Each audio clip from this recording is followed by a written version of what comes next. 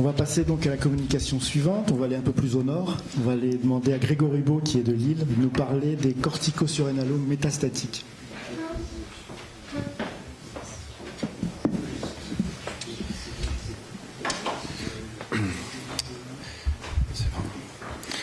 Donc, mesdames, messieurs les membres de l'Académie de chirurgie, chers confrères, je tenais à remercier l'Académie de chirurgie et l'ASE de m'inviter à présenter, à discuter de problèmes cliniques difficiles en chirurgie endocrinienne.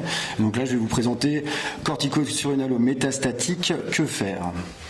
Alors, comme vous savez, le corticosurrénalome est une tumeur maligne primitive qui se développe aux dépens de la corticosurrénale et qui est définie après analyse histologique sur un score de Weill supérieur à 3. C'est une tumeur qui est rare, 1 à 2 cas par million d'habitants et par an, avec 2 pics de survenue dans la première et la 4e décennie. C'est une tumeur au pronostic sombre, puisqu'on sait que la survie à 5 ans est inférieure à 30%, quel que soit le stade. Donc les circonstances de découverte sont diverses, soit sur un syndrome d'hypersécrétion hormonale, un syndrome de masse, ou dans le cas d'une découverte fortuite sur un examen d'imagerie. Alors afin de discuter avec vous les problèmes qu'on peut rencontrer à la fois sur le diagnostic et la prise en charge thérapeutique de ces corticosurrénalomes, notamment quand ils sont métastatiques, je vais vous présenter donc le cas. C'est celui d'une patiente de 36 ans qui présente aucun antécédent et qui l'année dernière, donc c'était il y a 1 an, est apparu donc des dorsalgies qui ont été initialement traitées par morphinique avec une prise de poids et elle décrivait à l'interrogatoire des épisodes de palpitations et de sueur 2 à 3 fois par semaine. Elle a bénéficié d'un bilan d'imagerie devant ces dorsalgies avec des radiographies standards qui étaient normales et une échographie abdominale qui retrouvait une masse sous-hépatique de plus de 6 cm. Donc cette échographie a été complétée donc par un scanner abdominopelvien injecté que vous pouvez voir ici avec sur ce scanner la visualisation d'une masse rétropéritonéale qui mesurait plus de 60 mm de grand axe. C'était une masse qui était hétérogène à contours irréguliers. On avait un doute sur le cliché en haut à gauche sur la persistance d'une surrénale droite normale. En tout cas, il n'y avait pas de lésion d'envahissement loco-régional, pas de thrombus dans la veine cave, pas de lésion hépatique. Donc que faire devant la découverte de ces masses d'origine a priori surrénalienne et évoquant un corticosurrénalome? Donc il y a des recommandations qui sont claires. Donc il est nécessaire de faire un bilan endocrinien qui est complet, qui va explorer les différents axes, à la fois au niveau glucocorticoïde afin de chercher une hypersécrétion, avec notamment un test de freinage minute à la dexaméthasone. On va bien sûr rechercher des sécrétions inappropriées de stéroïdes en dosant par exemple androstenedione et testostérone. On va éliminer aussi un excès de minéralocorticoïdes en faisant un rapport aldostérone-surrénine et bien évidemment exclure un phéochromocytome en mesurant les méthanéphrines et norméthanéphrines urinaires des 24 heures. Donc ce bilan, une fois qu'il est fait, on va le compléter avec un bilan d'imagerie, alors scanner, IRM, justement pour préciser les caractéristiques de la lésion, l'envahissement loco-régional ou à distance. Comme l'a rappelé mon collègue, on va également effectuer une TEP au 18FDG, donc c'est pour préciser le caractère malin et non l'origine surrénalienne de la lésion visualisée sur le bilan d'imagerie. Donc chez notre patiente, l'examen clinique finalement était sans particularité, le poids était 67 kg, IMC 20, pas d'hypertension, pas de signe d'hypersécrétion, quelques adénopathies inguinales infracentrimétriques et sur le plan biologie, sur la biologie standard, il n'y avait pas de syndrome inflammatoire, fonction rénale normale, hépatique normale, bilan phosphocalcique normal, lipidique et glycémie à jeun également, le bilan était normal. Donc la patiente a été hospitalisée en endocrinologie où ils ont pu faire une exploration des différents axes, à la fois glucocorticoïdes. Donc il y a eu un cycle cortisol acétage qui a été réalisé qui était plat, un test de freinage minute qui a été également effectué qui ne montrait pas de freinage. Ce test a été complété par un test de freinage standard qui lui était normal. Donc pour les endocrinologues, il n'y avait pas d'hypercorticisme forcément confirmé sur les différents tests réalisés.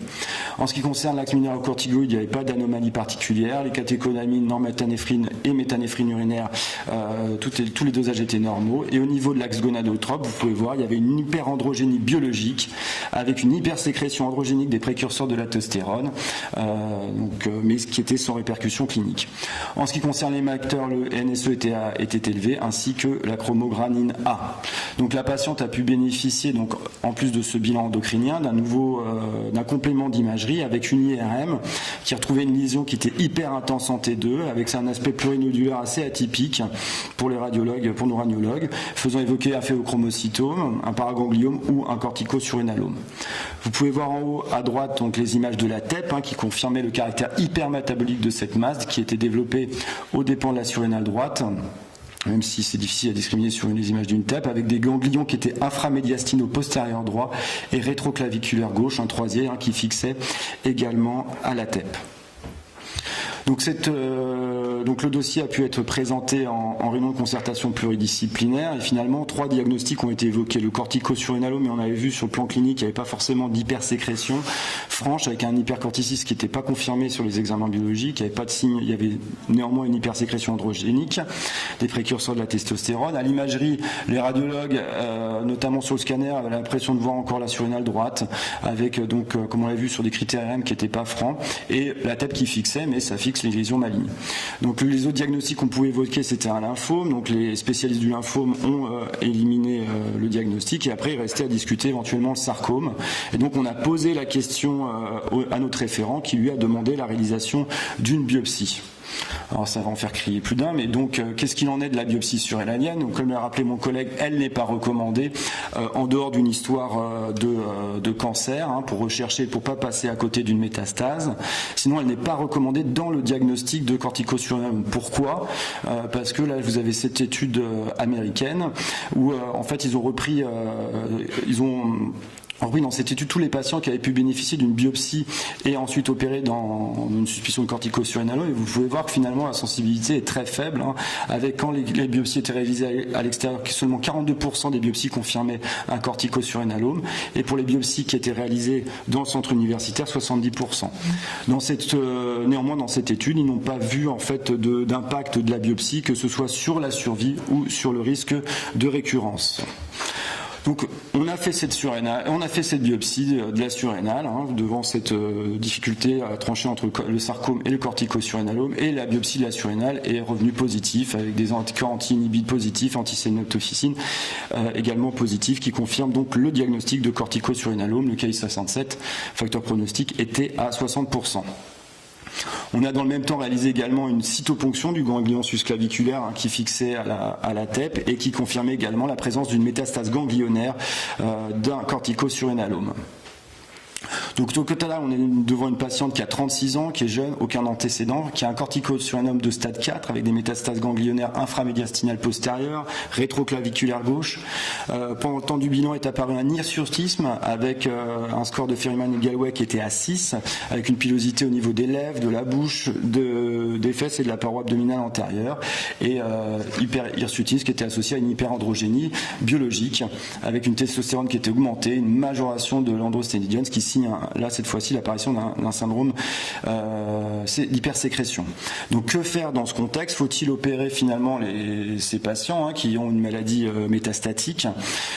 Donc là encore, devant cette pathologie, il n'y a pas d'études contrôlées, randomisées, bien faites qui permettent de répondre définitivement à la question. Donc là je vous ai illustré par cette étude, une étude américaine en fait qui reprend 367 patients qui avaient soit un corticosurrénalome d'extension localisée, régionale ou métastatique.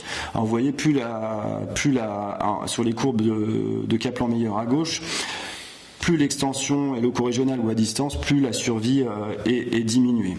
Ils ont ensuite regardé chez les patients qui avaient métastatique au moment du diagnostic, finalement, si la chirurgie améliorait la survie. Vous pouvez voir ici sur ces courbes que la chirurgie, chez certains patients, améliore la survie par rapport à un traitement, à l'absence de traitement ou un traitement médical ou une chimiothérapie. Donc là, chez certains patients, la chirurgie peut être bénéfique et améliorer la survie. Donc à l'heure actuelle, les recommandations sont claires, c'est quand en cas de maladie métastatique, la surrénalectomie ne doit pas être réalisée en routine et elle doit être réservée à certains patients, bien évidemment après concertation pluridisciplinaire. Il s'agit de chirurgie, ce qu'ils appellent de debulking, afin d'améliorer notamment le syndrome sécrétoire, d'améliorer la survie. Et cette chirurgie peut être réalisée si la masse représente plus de 80%, si plus de 80% de la masse tumorale peut être enlevée et avec un risque, une morbidité, une mortalité acceptable.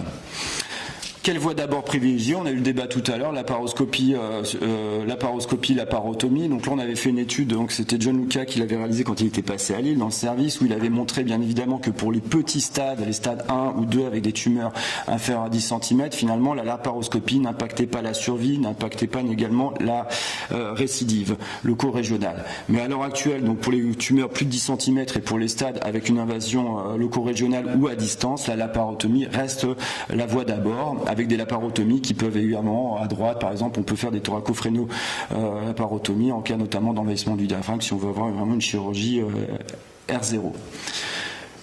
Quid du curage, parce que là encore, pas d'études contrôlées randomisées, sujet à controverse. Donc là, j'ai cité donc cette étude dans un Annals of Surgery où ils avaient regardé donc l'impact du curage chez 283 patients opérés d'un corticosurrénalome. Chez ces patients, 47 avaient un curage ganglionnaire loco-régional et 236 qui n'ont pas eu de curage ganglionnaire loco-régional. Et vous pouvez voir sur les facteurs prédictifs qui ont été analysés justement à la fois sur la survie et la récidive, on voit que le fait de faire un curage loco-régional avait un impact favorable à la fois en termes de survie sans récidive et de survie globale, avec ici les éléments défavorables qui ressortaient, c'était bien sûr un stade élevé, et également le fait de réaliser des résections étendues, alors soit parce que la maladie peut probablement être trop avancée localement, ou ça peut également gréver le pronostic en empêchant la réalisation d'une chimiothérapie néoadjuvante. Donc vous pouvez voir effectivement sur les courbes en haut de Kaplan-Meier qu'il y avait une amélioration de la survie chez les patients ayant un stade 3 avec un curage loco-régional. Donc chez notre patiente, on a réalisé une surrénectomie droite par laparotomie avec une lymphadenectomie loco-régionale. Vous pouvez voir les images péropératoires ainsi que celles de la pièce qui mesuraient plus de 200 grammes. Voilà. On a obtenu les scores anatomopathologiques donc qui confirmaient la présence d'un corticosurrénalome avec un score de Weiss à 9. Il y avait 4 ganglions positifs, 2 métastases ganglionnaires lymphatiques adjacentes et 2 métastases ganglionnaires rétrocaves, soit un stade 4 avec un KI67 qui était à 90%. Donc au total, il s'agissait d'un corticosurrénalome androgéno-sécrétant de pronostic sévère avec une survie à 5 ans qui est assez catastrophique, 0 à 15%. Donc le décès a été discuté, elle a été mise immédiatement sous l'isodrène. Alors quels sont les facteurs pronostiques des corticosurrénalomes? Donc là, c'est une étude d'un registre américain. Près de 4000 patients ont été inclus sur une vingtaine d'années. Vous voyez que la taille ne rend pas en compte dans les facteurs pronostiques, mais en revanche, l'envahissement ganglionnaire, la présence de métastases ganglionnaires locales ou de métastases à distance, le grade histopathologique, ainsi que les marges de résection sont des facteurs importants à prendre en compte dans le pronostic des patients. Alors comment stratifier ces patients? Donc il y a eu différentes classifications qui ont établi. La plus ancienne, une classification de l'OMS en 2004, où vous voyez les courbes en bas à gauche, où on voit que finalement les courbes entre les stades 3 et les stades 4 étaient assez serrées. Cette classification ensuite a été revue par le réseau européen d'études des tumeurs surrénaliennes, avec donc 4 nouveaux stades qui incluent notamment dans le stade 3. En fait, ils ont reclassé dans les stades 3 les patients qui n'avaient, les T3 par exemple, qui n'avaient pas de métastase, et les T4 qui n'avaient pas de métastase à distance. Ainsi, on a le stade 1 inférieur à 5 cm, stade 2 supérieur à 5 cm, stade 3 envahissement local et un stade 4 dès qu'il y a des métastases. Et on a dû affiner également les stades 4 avec cette classification modifiée avec le stade 4A 2 organes atteints et dans lequel on inclut les métastases ganglionnaires, le stade B 3 organes et le stade C, plus de 3 organes atteints, ce qui permet finalement, vous voyez notamment sur les stades qui sont représentés en bleu 4A, vous voyez on arrive chez ces patients à obtenir une survie à plus plus de 10 ans chez un peu moins de 15%, 1% des cas, ce qui reflète un peu l'hétérogénéité de cette maladie. Donc chez notre patiente, on a fait une table de réévaluation juste après la chirurgie et qui montre finalement une flambée de ces métastases, avec des métastases qui sont apparues notamment au niveau jugulo-carotidien et au niveau du médiastin postérieur. Donc que faire en situation adjuvante? Là on a un essai contrôlé randomisé, FIRM-ACT, qui montre que dans ces situations métastatiques, la chimiothérapie EDP, doposide d'oxycycline et cisplatine, associée à du mitotate, permet de diminuer, de contrôler la maladie, diminue le risque de récidive. En revanche, dans cet essai, ils n'ont pas réussi à montrer une amélioration de la survie globale. Donc chez cette patiente, elle a été traitée par chimiothérapie EDB, comme vous pouvez le voir, à 3 mois, une disparition complète des lésions, donc en réponse métabolique complète. Malheureusement, donc, elle a eu ces lignes de chimiothérapie. 10 mois après l'apparition des symptômes, on a réalisé un nouveau scanner qui retrouvait cette fois-ci l'apparition de micronodules pulmonaires qui fixaient sur la tête, et elle bénéficie à l'heure actuelle d'un traitement par Gemza et Xeloda. Donc en conclusion, le corticosuriname est une maladie rare qui nécessite un bilan d'imagerie et endocrinien bien conduit afin de bien stratifier les patients, prise en charge multidisciplinaire, notamment au sein du réseau COMET. Et dans les formes métastatiques, la chirurgie peut s'envisager, mais dans un centre expert. Et l'étendue ne doit surtout pas greffer la possibilité d'un traitement adjuvant, notamment en essayant d'épargner au maximum le rein afin de permettre des traitements type EDP et mitotane, si possible dans le cadre d'essais cliniques. Je vous remercie de votre attention et je vous invite au congrès lillois de chirurgie endocrinienne dans 2 semaines. Merci beaucoup. J'ai un commentaire et puis j'ai une question derrière. Le commentaire, c'est les corticosurrénalomes. Je dis les corticosurrénalomes parce qu'il n'y en a pas un qui ressemble à un autre et que probablement qu'il y a des déterminants génétiques qui font. On a des corticosurrénalomes qui ont une présentation parfois extrêmement agressive. Dans le service, on en a quelques-uns qu'on a opérés, à qui on a enlevé quelques métastases et qui sont vivants. On en a 10 ans plus tard qui sont vivants. C'est extrêmement rare, mais il y en a. Et puis d'autres qui apparaissent sous la forme d'une simple petite boule et qui vont flamber. En 3 mois, on ne voit plus la patiente. Et donc c'est quand même plus souvent le cas le deuxième cas. Simplement, ça nous pose des problèmes de pouvoir donner une stratégie dans cette lésion qui est extrêmement rare et pour lequel on n'a aucun essai thérapeutique. La chimiothérapie, on voit bien que ça marche comme un peu, ça ne marche pas tout à fait comme ça. Ma question c'est, sur une des premières diapos, on a dit pour des corticosurrénalomes de moins de 10 cm, on peut faire de la célioscopie.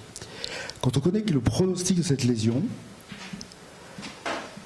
est-ce qu'on peut je sais bien, on va me dire oui, il faut un chirurgien avec beaucoup d'expérience, un chirurgien extrêmement habile, mais si vous parlez aux chirurgiens, ils sont tous extrêmement habiles et tous avec extrêmement d'expérience.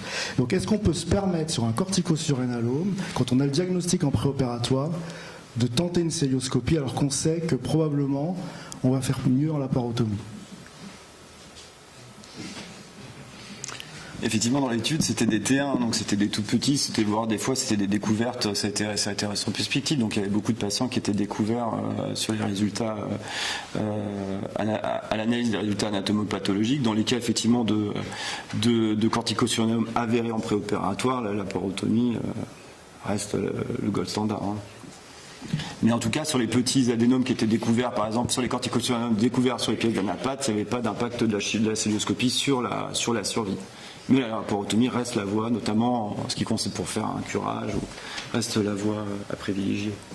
Des questions? Oui, mais oui. D'abord, merci et bravo pour votre présentation qui était vraiment claire et très bien documentée.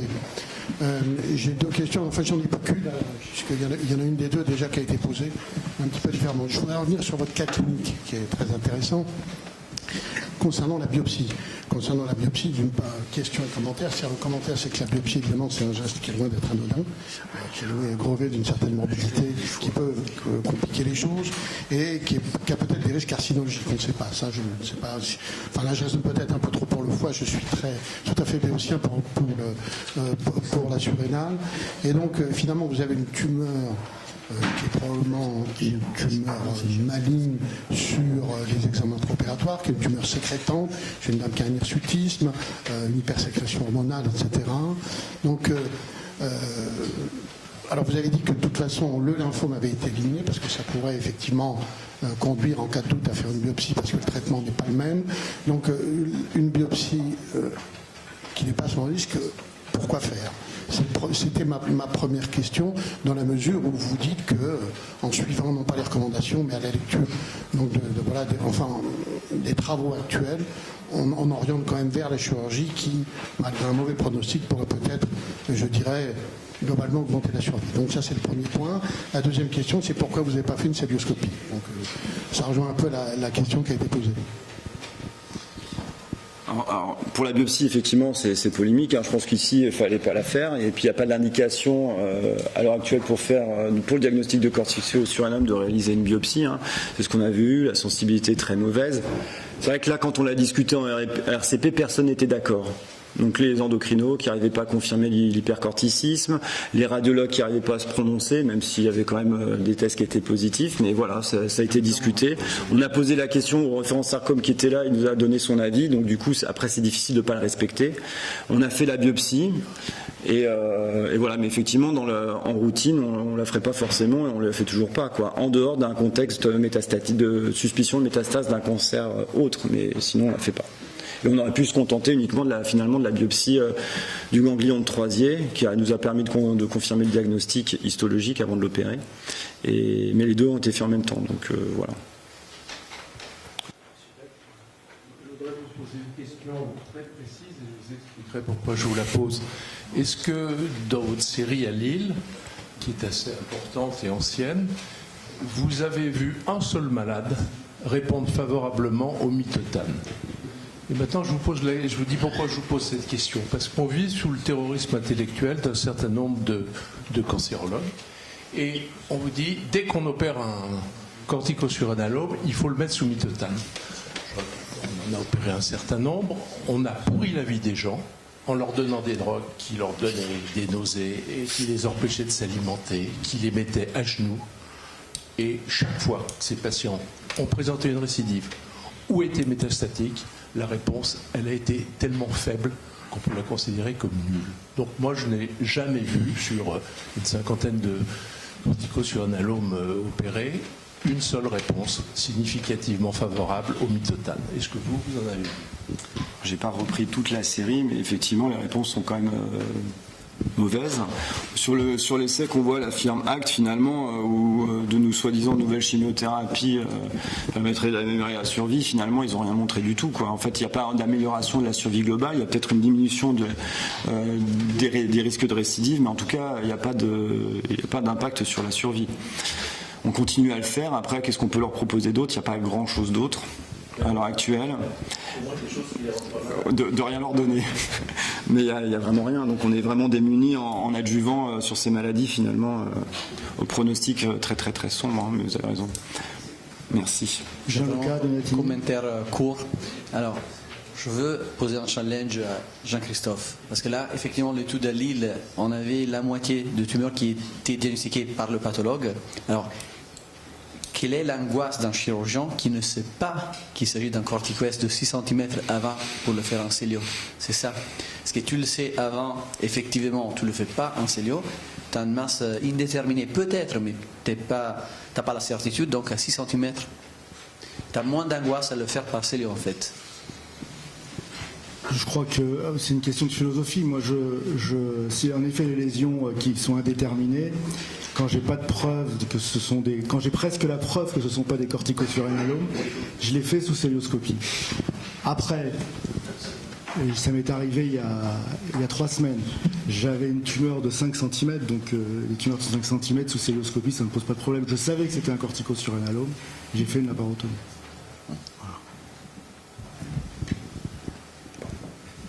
Mais moi, je voudrais revenir justement sur ces tumeurs qui sont de petite taille ou de taille moyenne. J'ai un souvenir, c'est un souvenir d'expertise d'une petite tumeur de 6 cm qui n'avait pas été très bien explorée, mais il n'y avait pas de syndrome biologique très net. C'était il y a quelques années, il n'y avait pas encore le PET scan. Et finalement, le malade a été opéré par laparoscopie. Sans complications, et puis il y a eu une récidive qui